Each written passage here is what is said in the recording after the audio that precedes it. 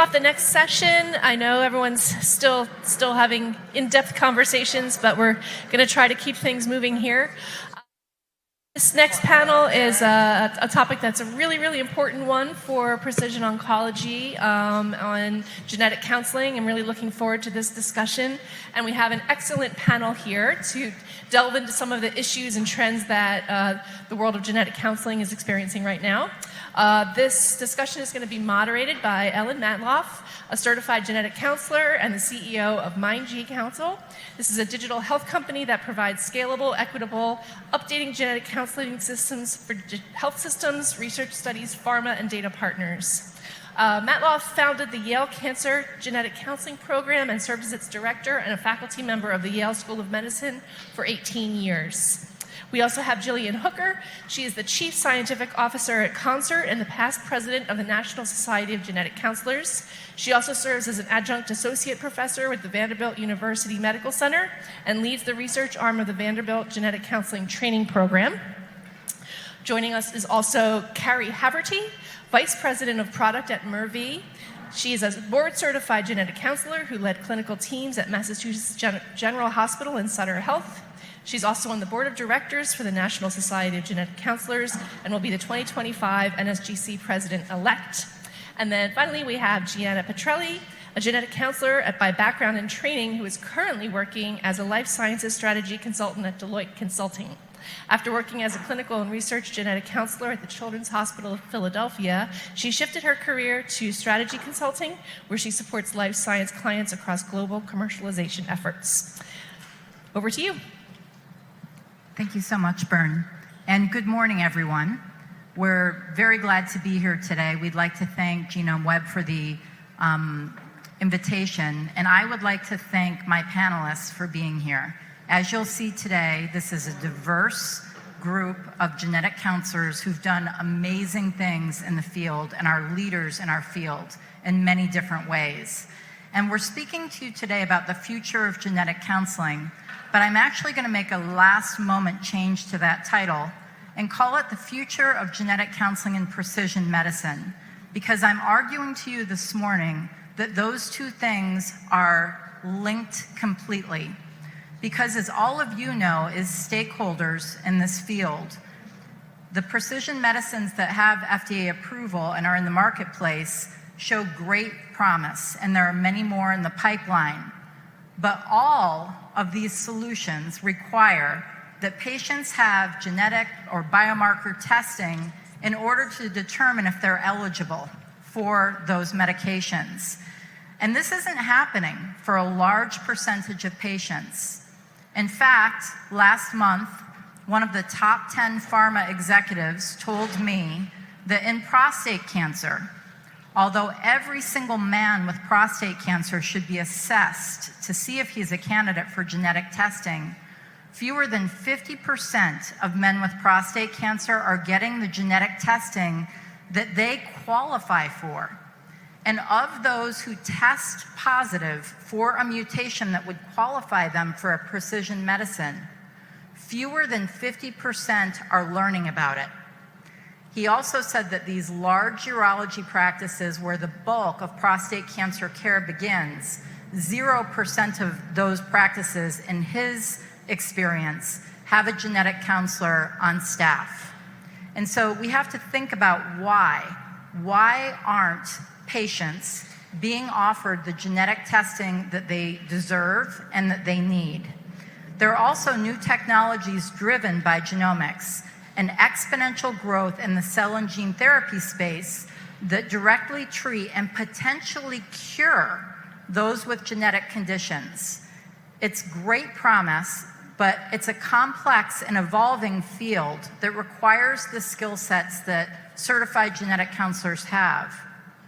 We also have a series of errors papers that have been published and that we actually work with GenomeWeb and Precision Oncology to report one of these cases quarterly, showing what happens to patients when the wrong test is ordered or the right test is ordered and misinterpreted. And as you can imagine, it's very expensive for payers, it's bad for the clinicians, the hospitals and the healthcare systems, and it's certainly bad for the patients and their families. And genetic counselors have the skills that we need here. And so when we look at this, one of the issues, believe it or not, is genetic counselor reimbursement. And I think that many of you, the stakeholders, may not know that genetic counselors are not recognized as providers for genetic counseling services. Let me repeat that. Board-certified, graduate-trained genetic counselors are not recognized by Medicaid or Medicare or many payers as providers of genetic counseling services. So reimbursement rates are low. Many centers don't even bill for these services because it's not worth their time.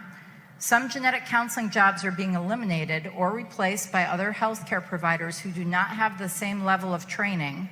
And some training programs have hit pause. We do have a new CPT code, 96041, which will go live January 1st, and we'll have a better reimbursement rate and reimburse for prep time and post time. But we need more. We need genetic counselors to be recognized, of course, as the providers of genetic counseling services.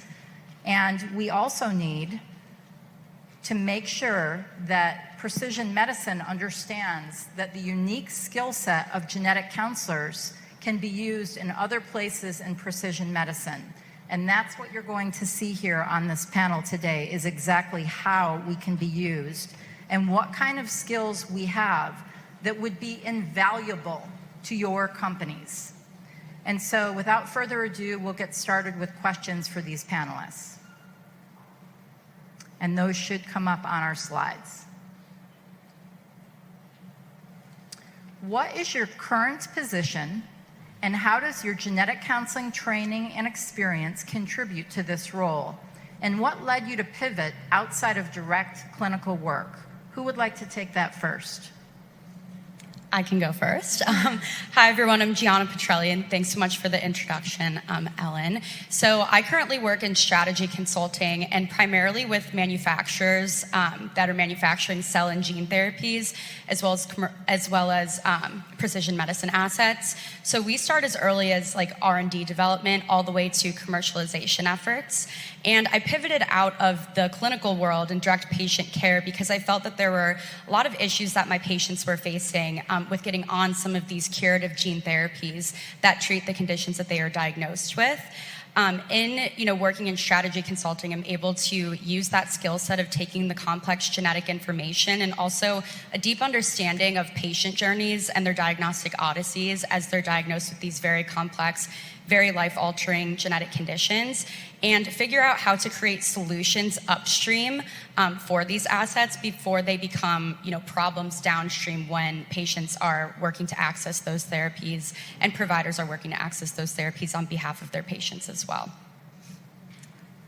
Yeah, I similarly was just frustrated by my experience in clinic with being able to implement new innovation and technologies that were coming about.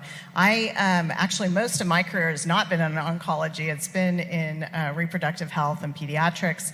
And, there was just really exciting stuff coming down the pike. I was going to conferences and seeing all these wonderful presentations about NGS technology, and this is how long I've been practicing, but and so on and so forth. But I wasn't seeing it in clinic, and when we tried to do it, and when we tried to provide it to patients, it was hard, it was challenging, there were barriers, and I just wanted to be part of that solution more upstream, and so worked to, after 15 years in clinic, moving to product management and product development. So the last 10 years I've spent developing new technologies and testing and surrounding services, mostly in the women's health space, but all in molecular diagnostics. And it's been really gratifying to take those experiences in the clinic. Not only as a clinician, I understood kind of the boots on the ground challenges of implementation of new technologies, but also I saw myself as a patient advocate. And so bringing that point of view of like patient first and, tie goes to the patient, and that sort of philosophy from the very early R&D stages. And my experience has entirely been in startups, so very innovative, pushing the envelope stuff, and really keep that philosophy foremost. And in terms of skills, like genetic counselors are really good at communication. We're really good at distilling complex information, at really focusing in on triaging and what really needs to be done first and foremost. And so I think that has translated well to implementing new technology from early R&D through to go-to-market to implementation science experiences in the clinic. So I think maybe in contrast, I don't actually think I ever really did pivot. I pivoted maybe into genetic counseling to solve problems that I saw through my own family and in the healthcare system. In 2005, my 25-year-old brother died suddenly here in Chicago in Cook County, and we didn't know why. And the medical examiner didn't know why and didn't have any answers. I, at the time, was a PhD student who thought, well, I'm a scientist, I can figure this out, and I couldn't. And I said, there's a problem when our healthcare system can't give families like mine the answers that they need, and when that information is not readily available. And I saw genetic counseling as a path to learn how to do that and how to do that better. And so I finished my PhD and went into genetic counseling very much with the goal of continuing to be a researcher, but a researcher who solved real problems that would help real people. And so I worked in academia for a while. I worked in a clinical comprehensive cancer center, also doing research on the delivery of genetic counseling and testing. And then 10 years ago, was really drawn to the idea of solving problems in a sustainable and scalable way. I saw that what we were doing in academia was a lot of pilot projects to see if things would work. And then we'd move on to the next pilot project funded by the next grant. And the old one ended. And the decision tools we created before we're not using anymore because now we're going to make new decision tools. And I thought, well, how can we make something more scalable? And I often thought in academia, as we were having long, drawn-out academic conversations, if we had to make money on this, we would have done it by now, and we would not be having this conversation anymore. And so that was really, for me, a draw into the private sector, where I work for a health IT company based in Nashville called Concert. And what we're trying to do is build an infrastructure that can deliver precision health at scale. And really, I would say the end goal is so that a patient sitting with their care provider, genetic counselor, doctor, nurse, PA, can say, so this test you want to order, what does it do? Is it covered by my insurance, and how much will it cost me? Because I think that's what builds trust in precision health, is being able to answer those questions. And so the model I think I've been operating on is one in which technology is central to the delivery of precision medicine. And that technology needs to be developed by people who know it, who understand it, who are trained in evaluating it. And my team is mostly genetic counselors, but they're genetic counselors who are absolutely not limited to just doing germline genetics. They're in somatic testing, they're in infectious disease, they're in all kinds of multimodal algorithmic tests, because their genetic counseling training has taught them to evaluate those tests critically, to build standards and rules around them, which is a key part of that infrastructure, and using technology to deliver it. I care a lot about workforce. I still work with Vanderbilt, I work with the genetic counseling training program. I am so excited for the first time to be sharing the stage with a former student.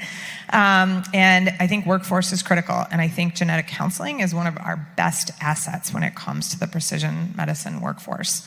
And so I spend time doing that, investing in that. And then third, I think the policy space. When incentives are broken in the system, you have to look to policy to fix it.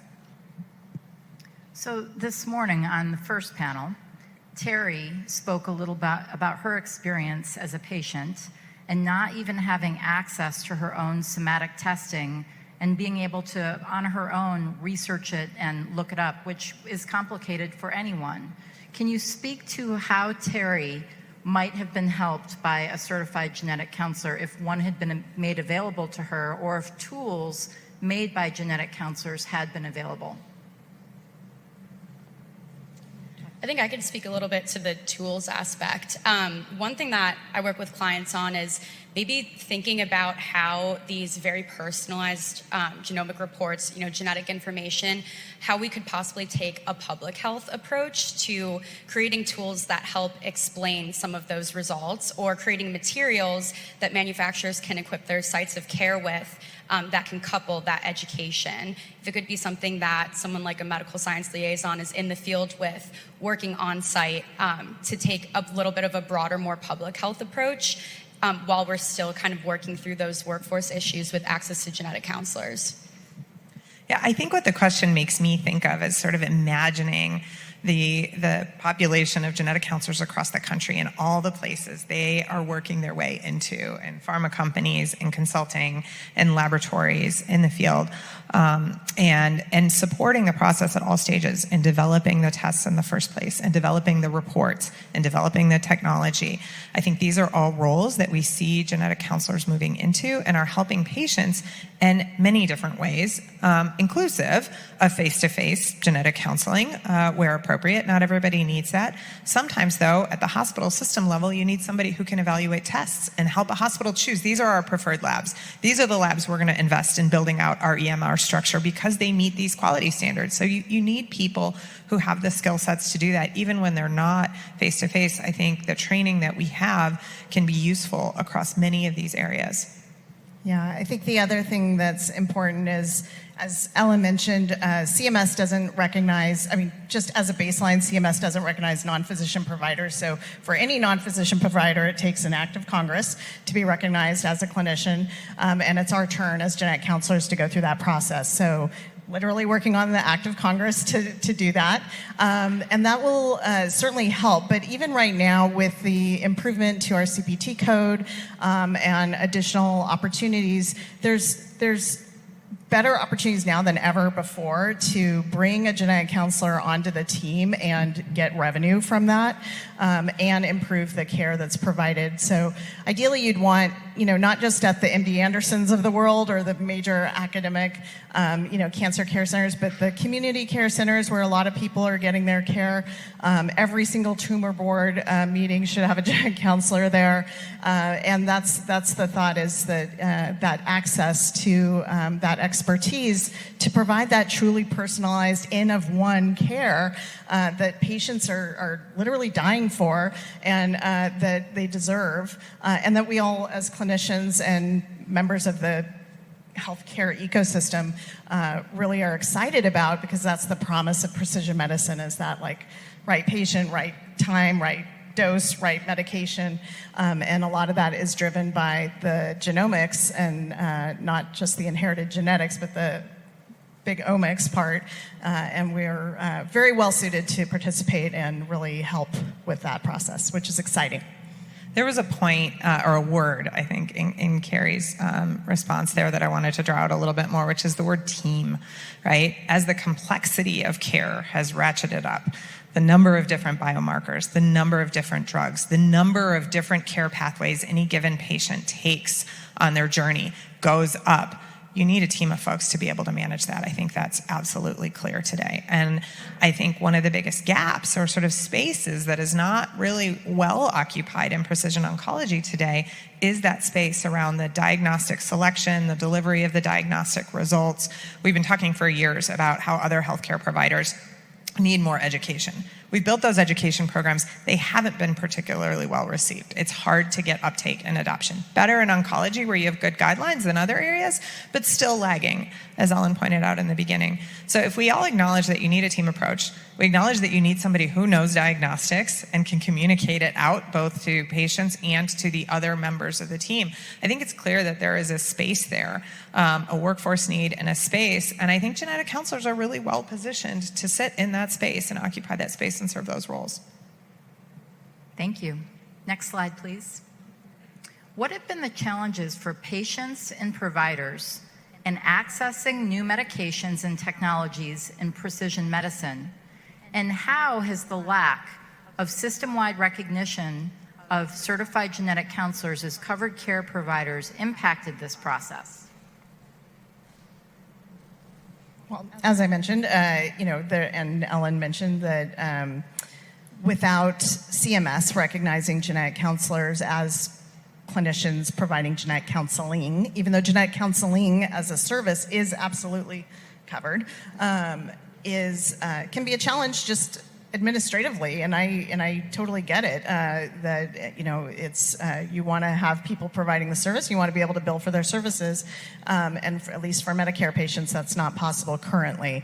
Now, some states do cover genetic counselors, recognized genetic counselors. Some payers, private payers do, but it's really a case by case and a bit of a slog sometimes. Even our own health systems struggle sometimes to figure out how to credential genetic counselors as clinicians, which is necessary then for engaging with payers and so on and so forth. And so it takes both like a ground game and an air game. We need to move the federal efforts to gain recognition and solve that problem at its core, but we also need to take advantage of the opportunities that exist right now, which is that we need to bill for our services, we need to bill at top of scope, we need to encourage credentialing and advocacy within regional payers and other things that our individual companies and our individual health systems have influence over. So, for many of us, a large company we work for or a large health system that we work for is probably one of the top, 2 to 5 employers in the district of the congressperson that represents that area. And so it's definitely influential and important to bring that up. So I think that there's opportunities right now of things that can be done immediately with just a little bit of effort and engagement on the ground. And then there's ongoing larger strategic efforts that take a bit more work. I think one point that both Carrie and Ellen brought up, and that's been brought up multiple times, I think, in this meeting, is that it's clear that people in academic medical centers get different care than people who are treated elsewhere, right? 40% of all genetic counselors work in academic medical centers. So if you want to see a genetic counselor, that's probably the best place to find one. If you're not in an academic medical center, you may not find one. And a lot of it has to do with the financial side of it. So in an academic medical center, you can subsidize a genetic counselor's salary with grant money. You might be able to make a better argument for downstream revenue because they tend to charge a lot more for MRIs and mammograms than other community hospitals will. But community hospitals generally are not hiring a lot of genetic counselors. There's a few, but not a lot. And a lot of it's because they can't support their salaries today with the revenue that they bring in. The financial models to support them are just not there. So that means those services are generally not there for people who seek care in those areas. Despite the fact that we've overcome huge logistical challenges, we have loads of data that says genetic counseling can be done just as well by telephone as it can be done in person, right? Like, these shouldn't be barriers, but they very much are, and a lot of it has to do with billing and reimbursement. I think one aspect that Jillian just touched on is like the community presence. Genetic counselors are very involved in community hospitals across the U.S., but one interesting aspect that we saw a couple months ago was there was a gene therapy that was launched, a little different than a precision medicine, but a gene therapy that was launched, and it took 6 months post-launch for the first patient to be dosed. And getting into the access aspect of this question, what we ended up finding in kind of a retrospective look at their process flows was that they didn't have a solid way to identify patients early on in the patient journey and to work with patients to help patients understand what treatments are available and what treatment might be best for them. The manufacturer hadn't mapped out that process flow to figure out how they can really ingrain themselves at the sites of care. And what it ended up turning out is that a lot of these patients were getting care at community hospitals, and the manufacturer didn't necessarily understand how to engage with which provider they should be engaging with, how they should be supporting with materials to support those conversations. And genetic counselors would have been a really, really great gateway to engaging with those patients in their very unique journeys and be able to liaise with their broader care team and the broader community about how to get on that therapy. So it's not only, access from a standpoint of maybe the price of medication or the value of medication, but really once that medication is launched, how are patients actually able to get access from it from maybe even a knowledge standpoint? Fantastic, thank you.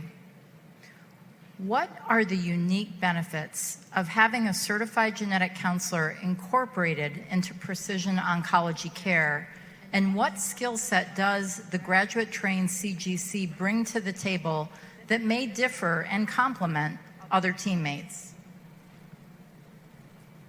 So there's sort of two different attributes of genetic counseling that when I think about what's unique about genetic counselors. And we've talked a little bit about the training that we have, evaluating tests, picking good tests, identifying bad tests that are not that useful, communicating about those tests, delivering that's very much part of the training. But the other thing that's really important to call out is that genetic counseling is like a magnet for people who are interested in science, innovation, technology, and have a passion for communicating with people about it and delivering it and implementing it into the healthcare system. They have that before they even come into training. And I mentioned earlier, we've got a lot of other training programs that have been created around nurses and PAs, and generally there's not a lot of uptake. At the same time, we have 2,000 applicants a year for 500 genetic counseling training positions. That's been great that we have that interest. It's allowed us to grow the field really rapidly. It's doubled in size in the last 10 years. But it's also unfortunate that we don't have space for all of those people who have that passion, who are all coming in. It would be great. And these are exactly the people we need in precision oncology care. We need people who have that interest and who have that passion to solve these problems, who are bought in to the idea of change. Because this space is changing rapidly. And a lot of providers are not that change tolerant. Whereas I think to be a genetic counselor, you've already signed on to the fact that next year testing is going to look different than it did last year. And then the year after that, and the year after that. This is inherent in who we are and what we do. And I think that certainly in our experience as a company has been a major driver of who we hired and why we hired them, is because of that adaptability and that flexibility alongside the skill set that they have from their genetic counseling training, and it allows them to function in a lot of different roles across our company, and then more broadly, you see genetic counselors functioning in many different roles across the country. Yeah, I mean, precision medicine generally, and certainly in oncology, really leading the way and providing a lot of inspiration for the rest of us working in precision medicine, other areas of medicine that are far behind, but looking to be inspired and catch up to where oncology is at. It's so motivating and exciting, and I think that genetic counselors definitely as a group are very attracted to this. But it's also that like N of one, patient-centric, patient-first perspective that both the technology and the philosophy or desire to serve patients better is aligned on, and that's certainly an area where we can bring a lot of value in that area, because we're just science geeks that want to take care of people. I think also a massive skill that genetic counselors have is really being able to facilitate the decision-making process that is core to what we do as genetic counselors, whether you're patient-facing or not patient-facing. That's a skill set that's incredibly valuable while working with any stakeholder in the precision oncology landscape. And so, not only kind of the scientific knowledge that is needed for precision oncology, but also some of those more psychosocial skills that can really help make effective decisions that are best for all parties involved is really a skill set that genetic counselors hone in on and practice every single day. Yeah, just to add on, excellent point, Gianna. I think that, our jam is operating in the gray. And as much as we love leaning on the precision part of precision medicine, there's a lot of gray. There's a lot of things we don't know. There's known unknowns. There's a lot of unknown unknowns, and new things coming out all the time. And we, as clinicians, as test developers, as executives, as funders, et cetera, all have to, adjust to that idea that we don't have. It's not black and white. Very little is black and white, and that's okay. That is totally okay, and we need to be comfortable with that in order to move on. Because if we demand everything to be perfect, we're going to let perfect get in the way of progress. And we sometimes see that with. We're talking a lot about regulatory stuff and guidelines, and how maybe guidelines are actually the anchor and not the lead, and that's true in a lot of ways. So if we just wait for that perfect black and white situation, we're not going to be able to advance as a field. And this is an area that we're literally trained in to help patients incorporate that idea of uncertainty, odds. This is what we know, this is what we don't know, and move forward with decision making and care that's best for them. Yeah, and I think building off of that, I'm generally not a proponent for genetic exceptionalism, and I think genetic exceptionalism is something that's held us back, especially in precision oncology, that keeping genetics out of medical records has made it harder to work with them, has caused some problems in sort of continuity of care. At the same time, the legacy in our field and the history of our field arising out of the idea of genetic exceptionalism and the idea that maybe, and it's true, for some patients, the genetic test carries a different sort of weight or may have different considerations that come along with it. So that's been sort of inherent in the profession since its creation 50 years ago. And I think this is one area where the history of genetic exceptionalism probably does help us a little bit in our approach to nuance, in the way our training has been structured to consider very carefully the moral and the ethical aspects of any new test, new diagnostic that comes along, new phenomenon in the healthcare system, and I think that does still benefit us today. Yesterday, many of us were here for the pharmacogenomics panel, and I see that several of the panelists are in the audience. It was outstanding, and it really made it clear that in addition to the germline and the somatic genetic issues, as well as the minimal residual disease, all of the ways that genetics is being used in technology, that we need to take a step forward into pharmacogenomics in picking the right medications and the wrong medications in oncology care. And we heard yesterday exactly how complex this is. And we even heard that some clinicians have had to spend up to a year developing their own tools that is only for their center and their epic that no one else will be able to use. And really, using a genetic counselor and genetic counselor digital tools could be a way to make this a more system-wide solution. And genetic counseling, as we said, I love what you said, Carrie, about we live in the gray. Not necessarily that we love the gray, but we're used to being there. We're used to it changing every day. And I think that some of the comments that we just need better education of physicians and healthcare providers, I've been hearing this for 30 years, that there was talk by some people very high up in the Human Genome Project that every primary care physician would be a genetic counselor 10 years from now, 20 years from now. And what we've learned is that that is an unfair and unrealistic expectation of physicians, of nurses, of PAs, and other healthcare providers, that this is really a specialty area that requires specialization and people who are constantly focusing on genomics and how they're changing and can be an aid to clinicians and patients in that healthcare space. Next question, please. In this room today, we have stakeholders from many sectors who are obviously deeply invested in the success of precision medicine. Why should those stakeholders care about ready access to certified genetic counselors and genetic counseling information? Yeah, one, I know we keep talking about different aspects of the genetic counseling skill set, and as you can probably hear, genetic counselors wear many different hats, one of which is that our training is across multiple different therapeutic areas, indications, disease areas, et cetera.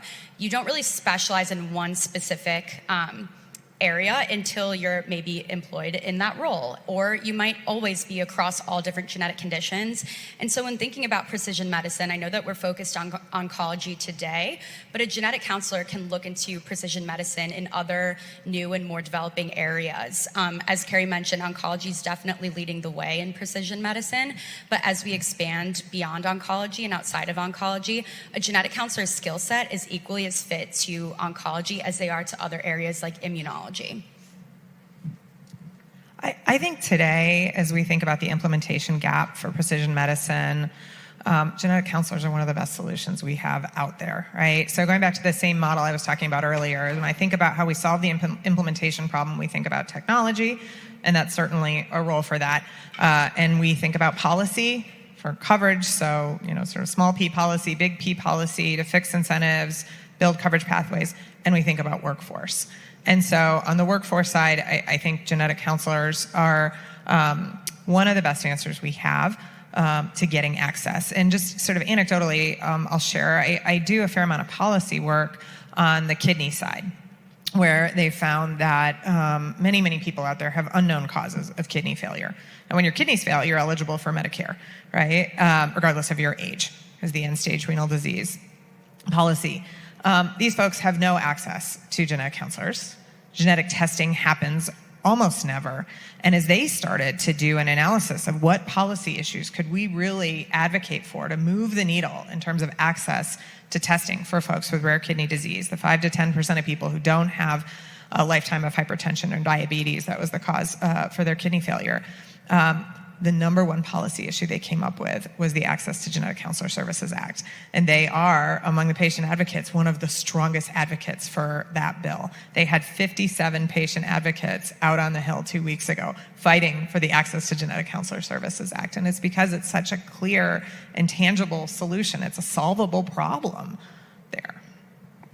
Yeah, I think the other important thing is, clearly we've touched on the benefit for patients, but also I think it's, as somebody who has spent a long time developing tests and technologies, I spend a lot of time thinking about how do we get it into the hands of patients, and how do I make a business case for that? And, I know that genetic counselors are pretty key to the successful commercialization of products, and because it's not just a matter of getting people to use the product, you have to have them have success with the product. There needs to be clinical utility, and so because if you get a bunch of tests ordered but nobody acts on them, or you have your DPYD results and nobody's paying attention to them, or they're the wrong mutations were tested for that particular patient, now you've just got a very expensive PDF sitting in an EMR, and no actual value to the system as a whole. So I think about that a lot too, and always feel better when I know that there's more opportunity for better implementation of new technologies at the clinic level. Next, please. So a coalition of stakeholders in precision medicine is forming to push forward this conversation about CMS and payer recognition of certified genetic counselors. And there are many stakeholders, and this is not a limited list, but certainly clinicians, researchers, pharma, genetic testing companies, payers, regulatory, product teams, healthcare systems, venture capital, private equity, and last but not least, patients and their families. And so for more information about this, please feel free to contact me at ellen@mygenecounsel.com. There's also a recent Mendel's podcast on this topic. But we'd like to open up the conversation to your questions and thoughts and comments about how genetic counseling and genetic counselors can fit into the precision medicine network, perhaps in ways that you haven't thought of before. But we'd love to hear your ideas, and we know we have a few genetic counselors in the audience who are working in some of these companies, and we'd like to hear from you and what you do in your role, and you know who you are. Thank you. We actually do have a question from the live stream. I don't want to ignore the people asking questions this way. And Jillian, you mentioned that the number of genetic counselors has doubled, so you may disagree with this question, but I do think this is still a perception that there is a shortage of genetic counselors. And, what are the reasons behind that? What is the reality there? Thank you so much to the online commenter who submitted that question, because I think it is a real misperception. I think it is absolutely true that we have a distribution problem with genetic counselors. So to my earlier comment about where genetic counselors are and where genetic counselors aren't, I think that is 100% a problem. I don't think we have a shortage right now. I think we have a lot of big problems to solve around billing and reimbursement before we're going to get to the point where we have a shortage. And Ellen mentioned, we don't have an unemployment problem in genetic counseling right now, really, but the job market's getting tighter right now. And some of it has to do with these financial calculus sort of conversations around, can we afford to cover this person? Can we justify their salary with downstream costs, which gets really tricky in healthcare accounting, or can we get grants? And then can we sustain those grants and keep them to sustain those people? So right now, we're not really functioning in that sort of sustainable way, and that's a real risk. But I think the shortage, and I think especially dismissing genetic counselors as a part of the solution, because of a perception of a shortage is not accurate. And I think that's really short-sighted when genetic counseling and the profession of genetic counseling has grown far more than anything else in the space. So I really do think it's one of the best solutions we have. There's a growing number of training programs, too. We're over 50 accredited training programs now in North America. We graduate over 500 genetic counselors a year.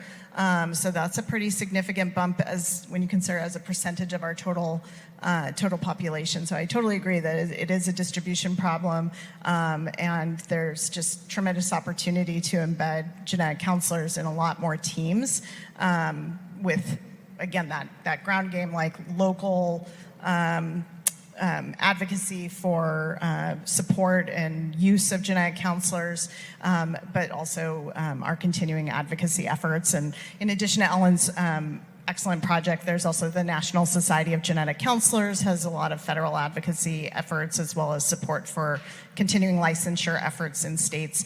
The majority of states do require licensure for genetic counselors, but there's still, I think, 15 or 16 states that don't. So we continue to work on that as a professional organization as well.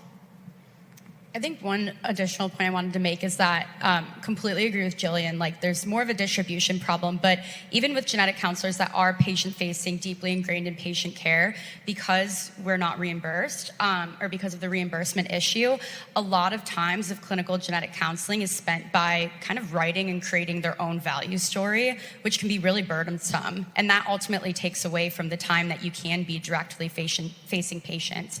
If each quarter you're kind of trying to prove, maybe I wasn't revenue generating, here's how it's cost saving. It's incredibly important to be able to write that value story for yourself as a genetic counselor working in clinic or with your department, whomever may be supporting that. But that ultimately does, place a lot of administrative burden on genetic counselors and take away from the time that they could be directly patient facing. I think also we have 3 genetic counselors here who have really stepped outside the bounds of what 20, 30 years ago would have been thought of as the traditional role of a genetic counselor. And we're seeing genetic counselors who have experience and knowledge in business and statistics and finance and many, many areas that really run through all paths of precision medicine. And Gianna, we didn't speak about this. I hope I'm not putting you on the spot, but could you talk a little bit about how you found your position, an unusual position in genetic counseling? Yeah, so long story short, Google. No, I'm just kidding. In a time, I was in clinic kind of during COVID and post-COVID and really saw a lot of the kinks that exist in the healthcare system that I would assume everyone in this room has probably faced before, and really wanted to understand how I could be more on the solution side and also, to my point earlier, on the value creation side to prove whether it be, these medicines, whether it be other aspects of the healthcare world that positively impact patients, how you could prove those to be valuable. And so I had found a lot of evidence that my firm had put out about rare disease and cell and gene therapy specifically. As we know, there's really exponential growth in that space right now as well. I wanted to be more involved in that and pretty much made the pivot pretty quickly to be able to do so. And I use my genetic counseling skill set every day. I work with manufacturers all the way from small biotech to large pharma, some of the top 10 pharma globally. I work, in the US and on global work. And I also work on some buy-side and sell-side financing with the value creation stories of not only pharmaceutical assets, but also every aspect of the pharma services value chain, whether it be CDMOs or CROs, and really stemming from R&D all the way to commercialization. I did not have a business degree, but I feel like that part was a bit easier to pick up because I understood the scientific background of a lot of the different systems that my clients are working within. Yeah, I think, Ellen, your question raises just an interesting observation about what's going on that's pretty good to call out for 2024, is that we're now living in this space where clinical genetic counselors do have a pretty defined, especially in states with licensure, defined scope of practice that they practice within, and a little bit of a tighter role. And then outside of clinical practice, the scope of practice for genetic counselors is expanding exponentially. And you've got genetic counselors all over the place fulfilling a lot of different roles that have a lot of value to the healthcare system. And I'm not sure where I fall on this. I think it's an interesting question to say, like, will the scope of practice for clinical genetic counselors increase over time? I think it probably will, much as the field will inherently need to change over time, like any field. But I think thinking about how and when we do that is an important question on the horizon.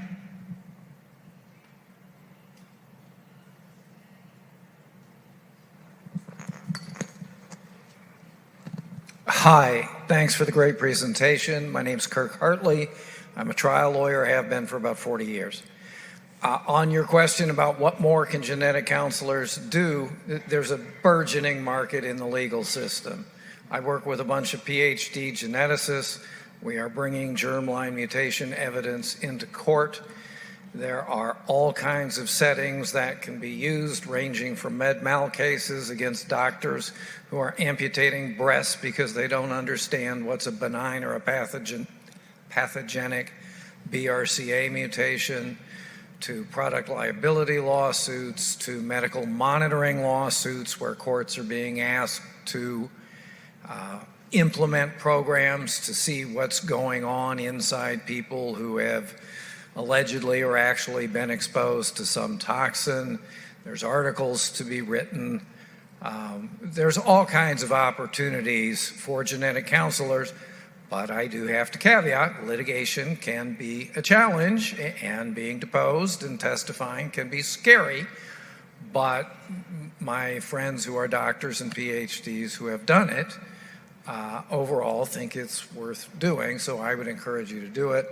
Ellen, I'll send you a note, and if you want to follow up, I'll try and send you some specific examples, but if anybody's interested, I'm happy to talk to you about it. It is coming into litigation and court. Well, there's another thing, which is serve as a neutral advisor to judges. They haven't got a clue about genetics, and so when Dr. No from the insurance company says no, the judges need help, big time. And I'm working with a group that provides that kind of service. So lots of opportunities in the legal system is the bottom line.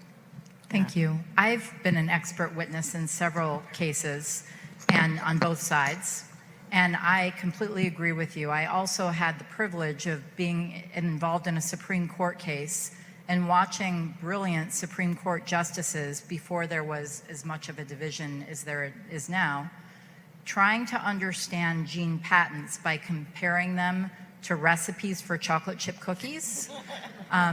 And so I agree with you, at the intersection of the legal system and genomics, there is great opportunity, and genetic counselors are a great, great fix there.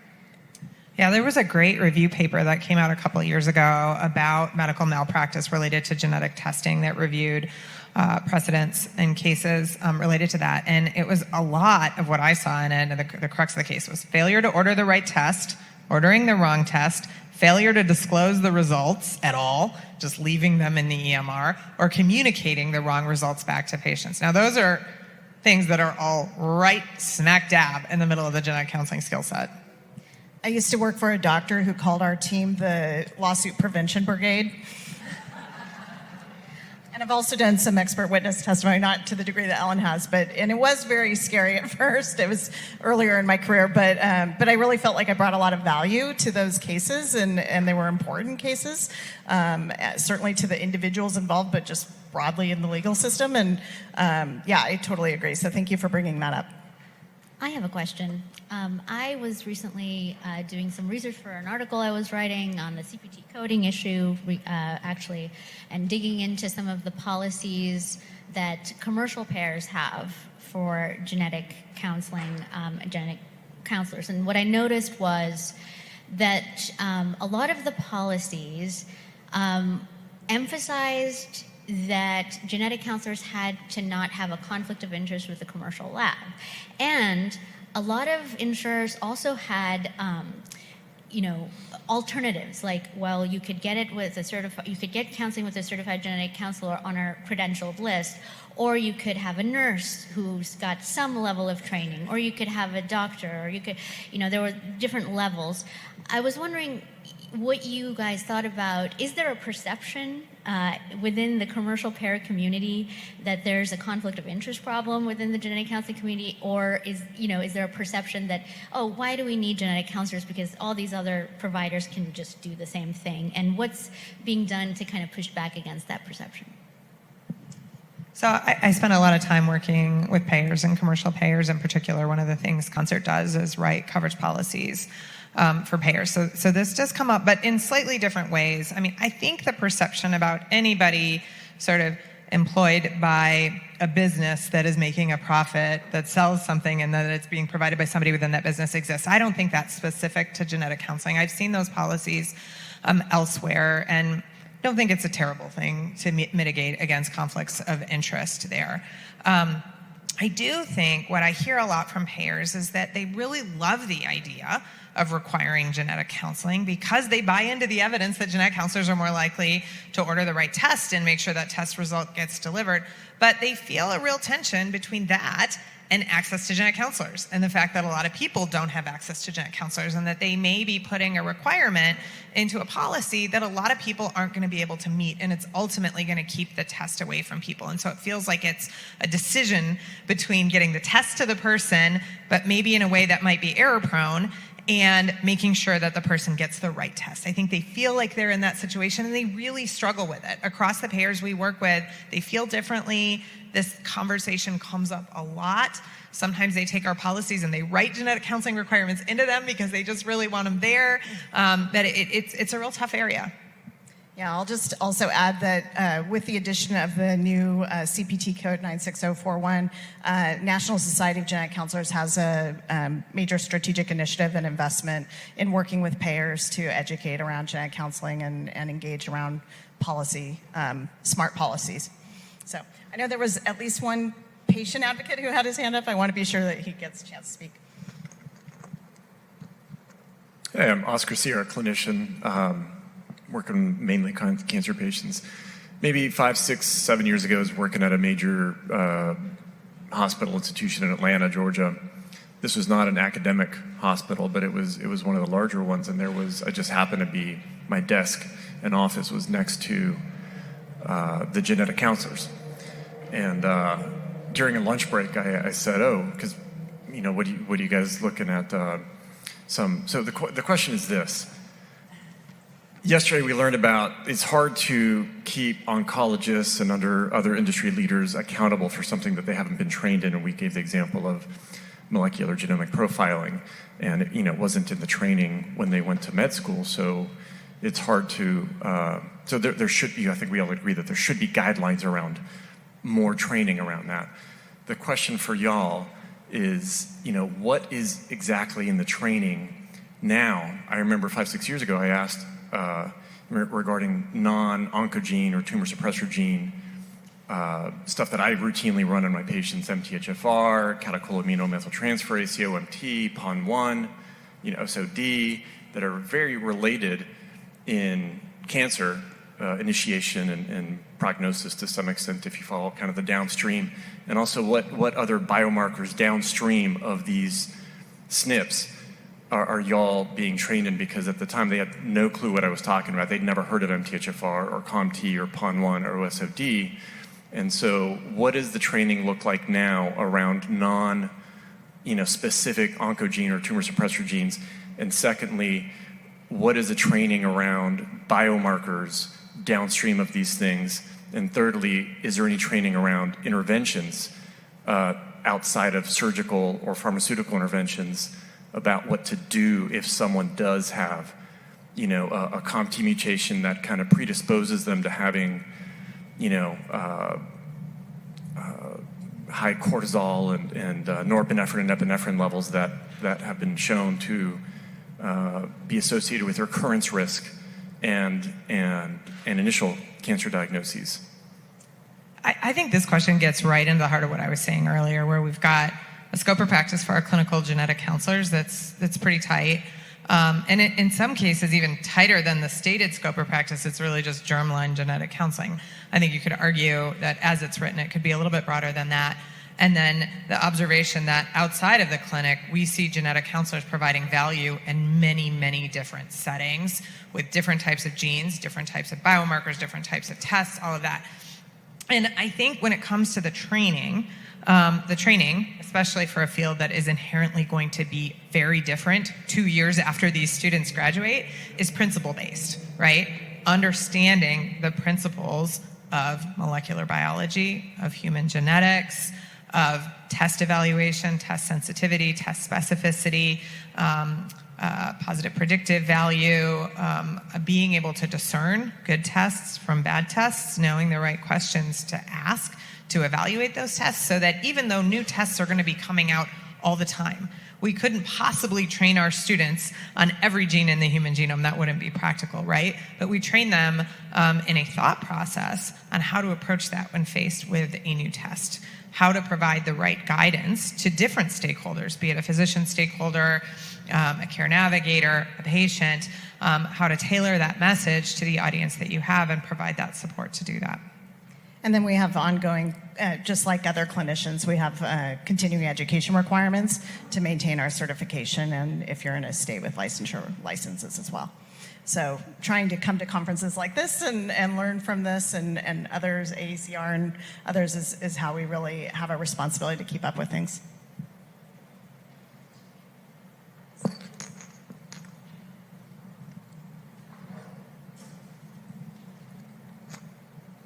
So thank you for a wonderful panel. I also oversee the genetic counselors at my institution.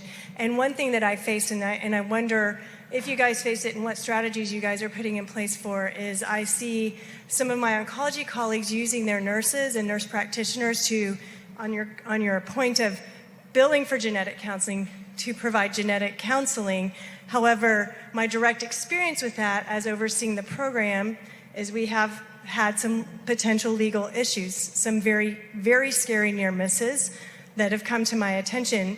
So do you guys see that, and what kind of guardrails are being implemented to try to make sure that genetic counseling is being provided by people who are fully and completely educated and understand, so that patients are counseled correctly when the testing is done? Can you clarify the challenge? Is the challenge non-genetics providers doing genetic Correct. counseling or genetic? Okay. Yeah, I was pretty sure like that's what you nurses and PAs, et cetera. Apparently there are some weekend certification courses, and my humble opinion is that is absolutely inadequate. But nonetheless, it is, with the shortage of genetic counselors, this is one of those bypass mechanisms, but also allows an oncologist to continue to increase their revenue by billing for additional services and other potential incentives. Yeah. I mean, I think we're still operating in a time where there's some uncertainty, right? Like I called out earlier, I think there's this implementation gap from a workforce perspective in terms of implementing a lot of molecular diagnostics, particularly outside of the range of germline genetics, where genetic counselors have more traditionally practiced, if not exclusively.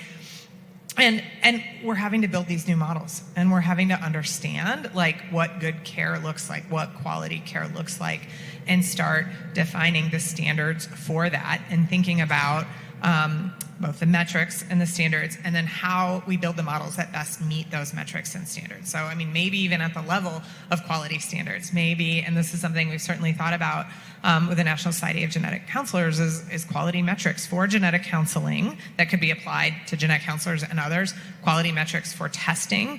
And this is something I know in the oncology space, a number of folks are very invested in. There's already a quality metric for tumor screening for Lynch syndrome, looking at IHC. There's quality metrics in development for cancer genome profiling and lung cancer. And I think these sort of models where we have the desired outcome we're trying to achieve, and then we build our workforce, our teams, our approaches to meet those metrics. I think also as a leader in the healthcare space, in your healthcare space, you can speak to administrators or to your liability team and explain why you think certified genetic counselors are an important team member to have and to hire and to keep, and to really show their value within your institution.